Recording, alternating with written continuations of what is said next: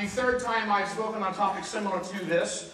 I was fortunate enough to be the very first speaker at the very first Ignite Phoenix where I talked about big time, and then I spoke at Ignite Phoenix 3 talking about big distance. So this was the third and final wrap-up of my big presentations, if you will.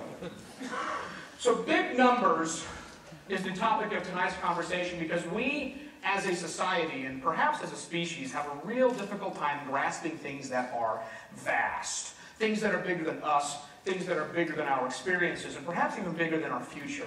At the root of the problem is our language, specifically the words we use to describe various groups of numbers. Some of these numbers we get, ones and hundreds, but some get really complicated on the back end, and we have no idea what we're saying when we say them out loud. We have a fascination with the zero as well. Every time we add a zero, get a new name. We go from ones to tens to hundreds to thousands. And by and large, we can grasp these all quantities inside of our head for these small numbers. But then something weird happens. When we get really big, it all goes to hell. Because then it becomes every 3 zeros gets us a new name. And we can't hold these things inside of our head. Million, billion, to our little tiny brain it says, it's just one more name. It can't be that much bigger, right? I'm here to tell you the difference between a million and a billion is vast. While you can't hold a million things in your head, you can think of a million seconds. That's how long a million seconds is, all right?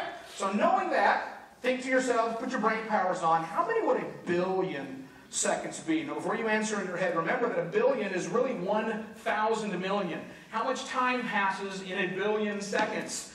31 years passes in a billion seconds. In fact, 31 years, 8 months, 16 days, and about 3 hours.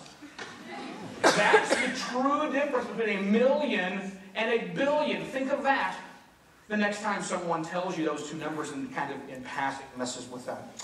Now this gets us in trouble all the time when people talk to us about our money. I don't mean the money in our wallets, I mean our collective monies that we have around here and how that money is going to be spent and or allocated. For example, let's take a look at the federal budget for the U.S. It's about $4 trillion.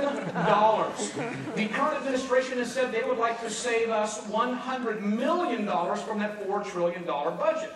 Sounds fantastic, but how much of a difference is that really going to make? Well, let's let $4 trillion be represented by the circumference of the Earth. You get on a plane from Sky Harbor, you fly east, you come back all the way around, that is $4 trillion. So, how much does $100 million save you? That would be like leaving from Terminal 4. Not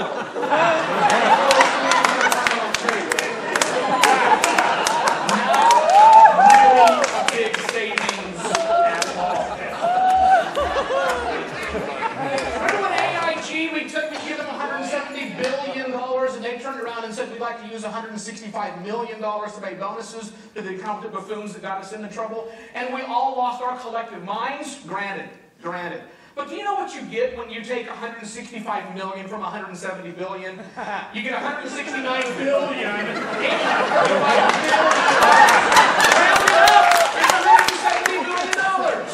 It's like 0.1%. It's a tiny, tiny amount that we're dealing with here. Yet, this is the same people that get worked up over that. They can't get to understand the fact that we are not going to win either of these two propositions. Our chance of winning is a lot less than 0.1%. The problem is, again, with language. Just because we can calculate the probability of something does not mean it's probably going to happen.